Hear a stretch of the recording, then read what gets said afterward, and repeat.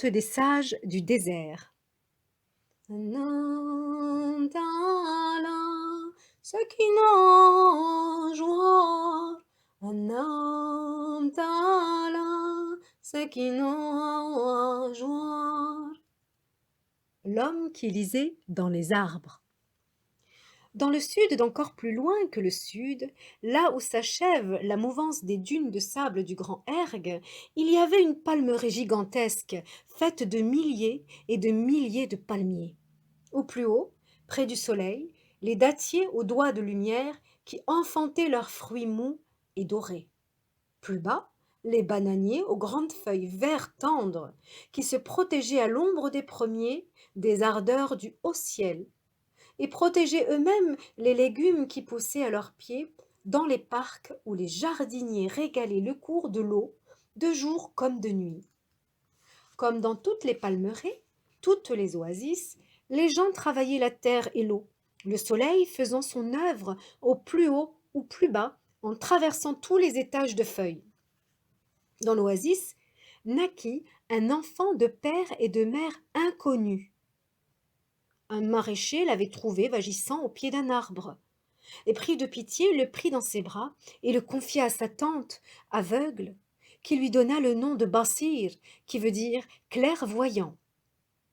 Comme tous les enfants, Basir grandit en âge et en sagesse, mais sa tante refusa toujours qu'il apprît un métier.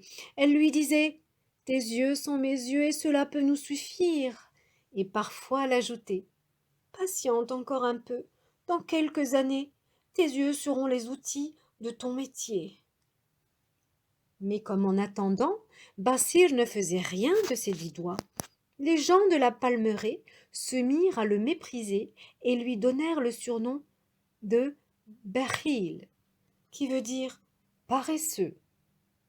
Basir restait des heures et des heures étendu à terre, tantôt sous un dattier, tantôt sous un olivier. Les jardiniers, qui revenaient de leur ouvrage, le moquaient méchamment. « Ah, alors, Bakhil, pas trop fatigué, ta journée a été rude ?»« Oh oui, très rude, répondit-il. Il est long et difficile d'apprendre à lire. »« Ah, apprendre à lire, et tu n'as même pas un livre ou un abécédaire près de toi.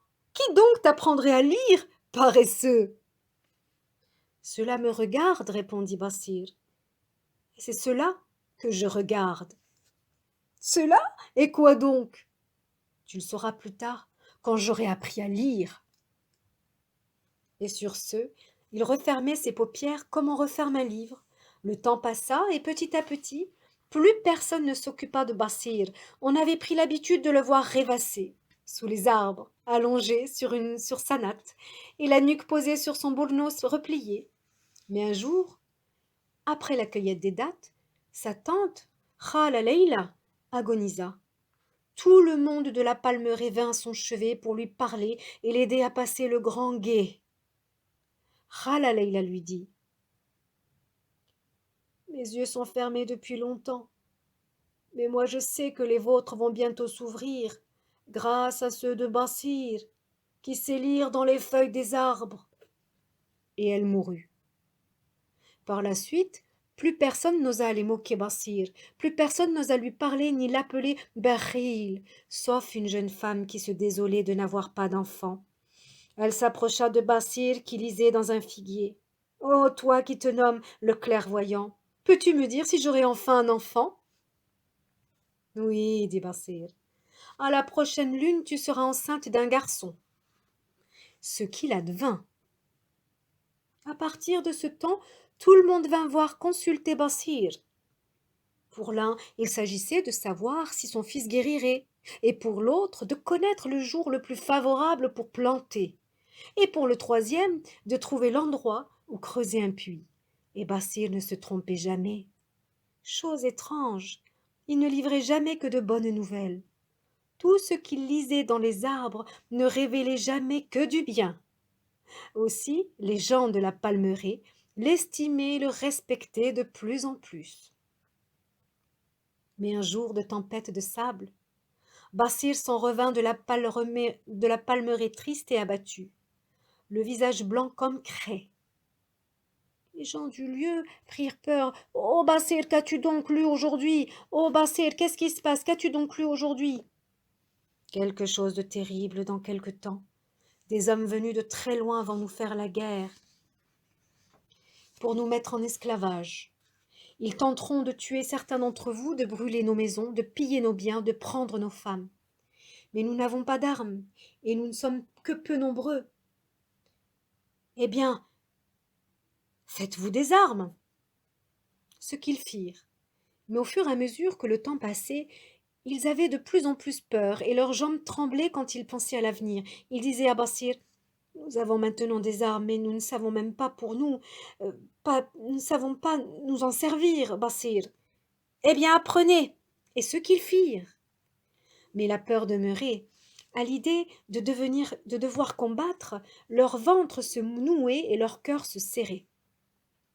Quelque temps après, Bassir leur dit, ô gens d'ici, j'ai une grande nouvelle à vous annoncer. Ce matin, j'ai lu dans le grand dattier que nos ennemis seraient ici dans 3 jours.